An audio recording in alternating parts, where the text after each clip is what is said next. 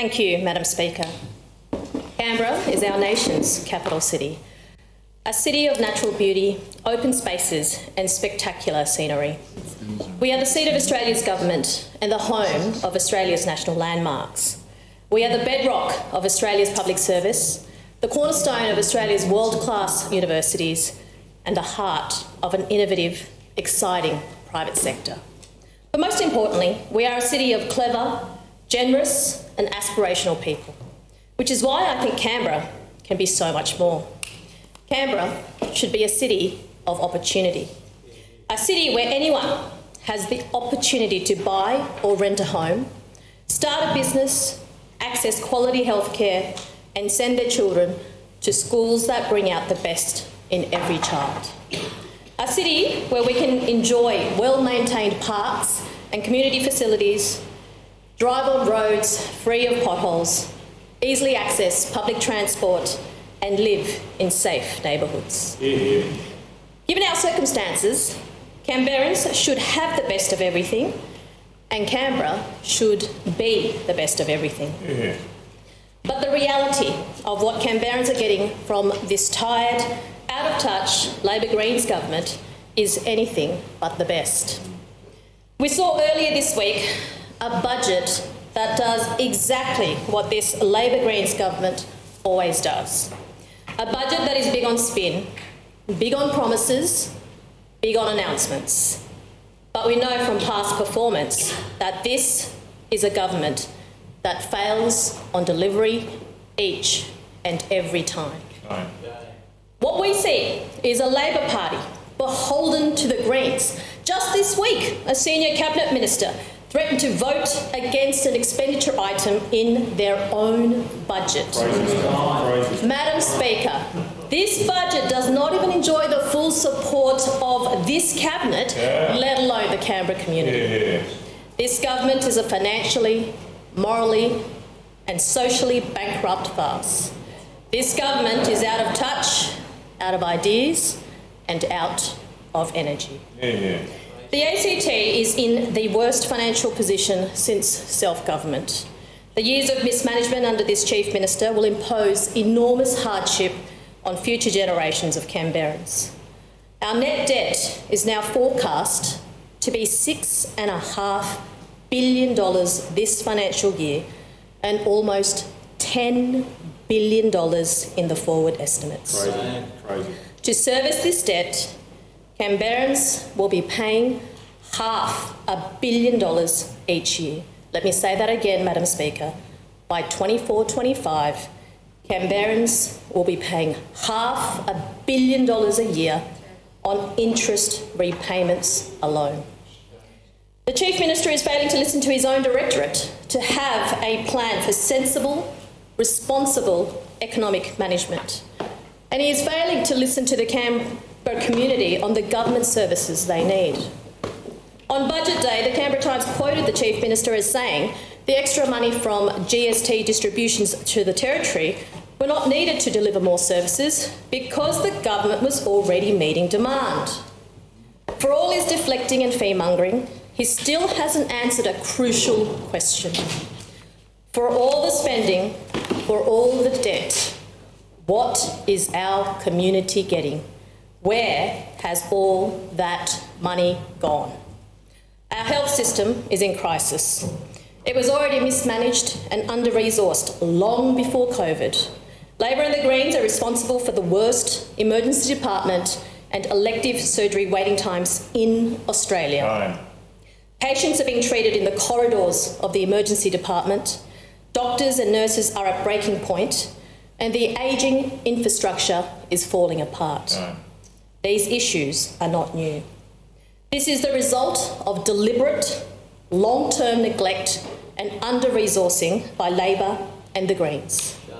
Year after year, hospital upgrades have been promised, abandoned, promised, rescoped, promised and delayed. By the time patients are treated in the Canberra Hospital redevelopment, it will have been more than 15 years in the making. Madam Speaker, COVID added significant pressure to a health system that was already struggling.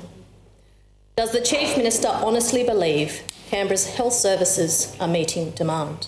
Labor and the Greens talk the talk when it comes to education, but the reality is academic standards going backwards, violence and bullying so bad that WorkSafe ACT banned students from coming to school, and crumbling infrastructure and hazardous materials in our learning spaces. We also have a massive shortage of teachers. Only a few months ago, under persistent pressure from the community, the Teachers Union and the Canberra Liberals, Labor and the Greens were brought kicking and screaming to plan for recruitment and retention of more teachers. Does the Chief Minister honestly believe our education system is meeting demand? And Madam Speaker, the frontline staff shortage isn't limited to our health professionals and our teachers.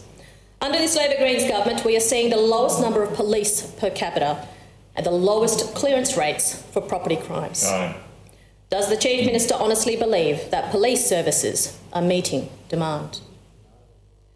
Delivery of basic city services should be bread and butter for the ACT government. We should have a local government that treats our city with the respect that is befitting of the nation's capital. But what we see under Labor and the Greens is our city being neglected. What we see under Labor and the Greens is grass not mown, cracked footpaths not fixed, potholes not filled, and now garbage not even being collected weekly. All the while, our rates go up alarmingly each and every year. Does the Chief Minister honestly believe basic city services are meeting demand?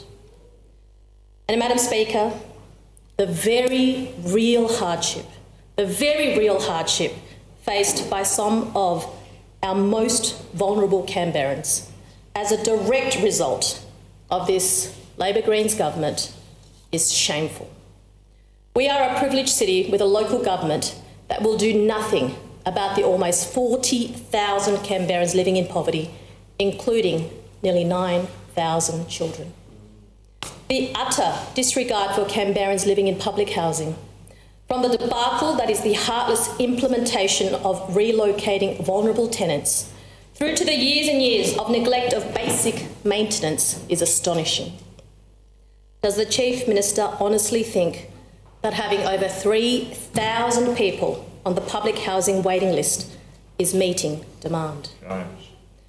Madam Speaker, ultimately, the core of all this rot comes from a government that is long past its use-by date, completely lacking integrity and not governing in the best interest of Canberrans. This term alone, we have seen Labor and the Greens embroiled in serious issues of probity over the Campbell Primary School modernisation project. This issue triggered an Integrity Commission inquiry into procurement across the entire ACT government because, in the Integrity Commissioner's own words, these issues rarely happen only once and are more likely to be endemic. We have seen the CIT contracts scandal with almost $9 million in taxpayer funds being paid to a single contractor to provide services that are so unintelligible and jargon-filled that to this day, no one, not even the responsible minister, has been able to explain to the Canberra public what it's for and how it represents value for money. Disaster. The minister's way of addressing the problem was to promote the deputy chair to chair the CIT board, despite the fact that she oversaw many of these contracts. And if that wasn't bad enough, the minister flat out refused to answer questions on notice or respond to FOI requests. The arrogance, the delusion, the lack of accountability is breathtaking. Madam Speaker, only a few weeks ago, the Coldrag Review delivered its scathing findings to the Queensland Labor government, saying their entire public accountability culture needed a do-over. Imagine, Madam Speaker, what a similar review in the ACT would find. 21 years of this Labor Greens government that is well beyond its use-by date. 21 years of this Labor Greens government that has long stopped governing for the people of Canberra. 21 years of this Labor Greens government that has fostered a culture of secrecy and has completely eroded the trust of the community. This is why I have proposed amendments to our FOI legislation to publish cabinet documents within 30 days. As a unicameral parliament, we do not have the benefit of an upper house to provide additional scrutiny. The lukewarm response from this Labor Greens government seems to indicate that they're only interested in talking the talk when it comes to integrity. But as we all know, and we saw only this morning, actions speak louder than words. It is imperative on all of us in this place to ensure the highest levels of integrity, transparency, accountability and probity. And this is why today I am calling on Labor and the Greens to take integrity in government seriously and commit to commissioning a review similar to Queensland. There is so much murkiness, so many closed-door decisions. A wholesale review of integrity in government will go some way to restoring much-needed confidence and trust for the Canberra community. Trust that has been eroded to its lowest ebb under this Labor Greens government. Okay. This situation must change. Madam Speaker, I believe everyone should have the opportunity to live in Canberra. For years, I would always hear friends, colleagues and constituents tell me that they moved to Canberra for many reasons, mostly for work or to raise a family, because housing was affordable, neighbourhoods were welcoming and our schools were the best in Australia. They moved to Canberra because commute times were short, we had access to green spaces and the cost of living was manageable. Oh yeah. Sadly, many have told me in recent times that those reasons are fast disappearing.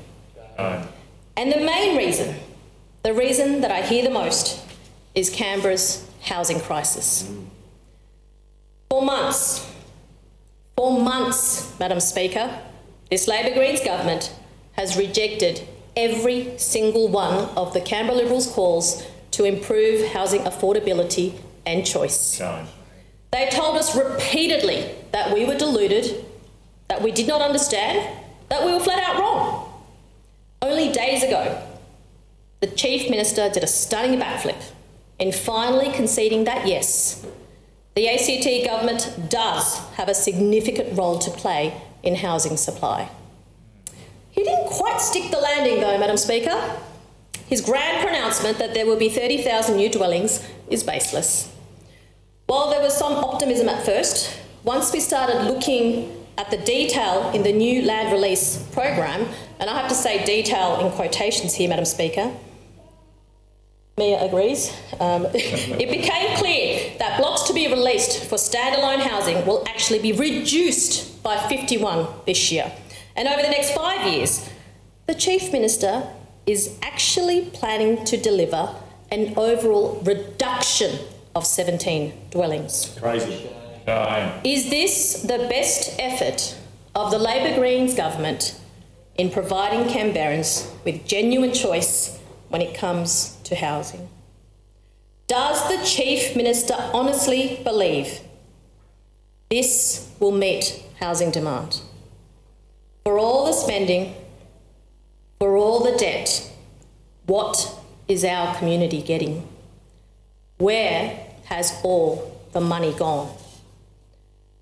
The Canberra Liberals believe in the opportunity for every Canberran to own their own home if that is their wish.